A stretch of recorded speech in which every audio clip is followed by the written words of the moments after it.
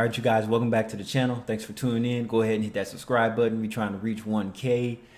And like I've always said, the internet and social media is a coward's haven. The internet made these guys hard overnight. And no, I don't mean in that way. I mean in the psychological way. These are guys that wouldn't bust a grape in a fruit fight in real time, real life. So you have a lot of these guys that are living in their family's basements, keyboard warriors at that, talking all this gibberish that they gonna do this and that. They're coming after popular YouTubers, making threats, everything. And some of these YouTubers actually get stalked by their fans, or haters, I should say. I was expecting this guy to be in his 20s, not in his damn 40s. So anybody that's that old doesn't really have much to live for to begin with. You're 41. Fucking 41 years old doing shit like this. It's like the biggest haters are going to be males in the online spaces. Have you noticed that most male content creators have a large male following? So that means most of their hatred is going to come from ghost profiles. They're either arguing with incels that live in their family's basements, or they're arguing with AI servers. So there's no point in really responding to these comments. But let's see what happened though. All right, we are following breaking news as we speak. Police have arrested a suspect in the deadly Las Vegas Strip shooting just moments ago. They announced the arrest of Manuel Ruiz in connection to the double homicide. This happened Sunday, just before 11 p.m. local time, right there near the Bellagio Hotel's iconic fountain. A live stream actually captures the moment when gunshots ring out and it sent tourists running in terror. We should warn you that some of the images here are disturbing.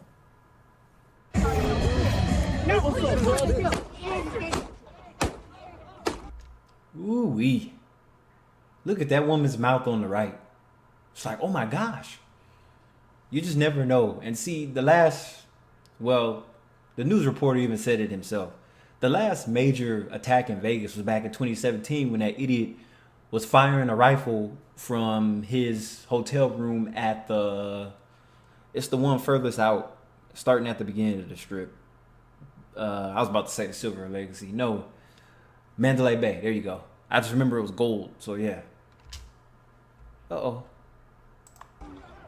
Are you kidding me? Ooh. NBC News correspondent Sam Brock joins us now. Sam, what do we know about the suspect? So we know there was a manhunt that was going on Morgan for about 11 hours until 5 or 10 minutes ago. We found out from police in the area that Manuel Ruiz, 41 years old, turned himself in, walked into the police station. He has been detained. He now, according to police, faces 2 different charges: open murder with a deadly weapon, 2 of them. What that means is they're not specifying the degree of homicide, first degree, second degree manslaughter. It's going to be up to a jury to decide that. But there was a live streamed video of a murder that was perpetuated on Las Vegas Boulevard, the middle of the Strip, as you said, the Bellagio, which is one of these just landmark places in Las Vegas. And you're watching.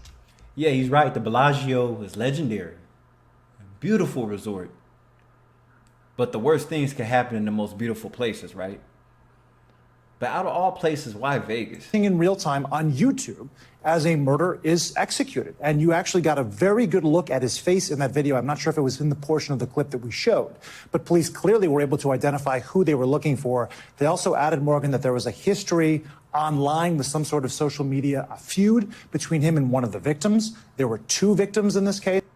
High school shit. This is what I'm talking about. You shot and killed 2 people over some words that was exchanged online between you and somebody else. And see, as somebody, YouTube's not considered social media, right? I consider it social media because most of the people that are YouTubers have social media, meaning they have a big following on Instagram and Facebook and TikTok, whatever else as well. So you have this huge following, and the golden one rule is never to post live where you're at.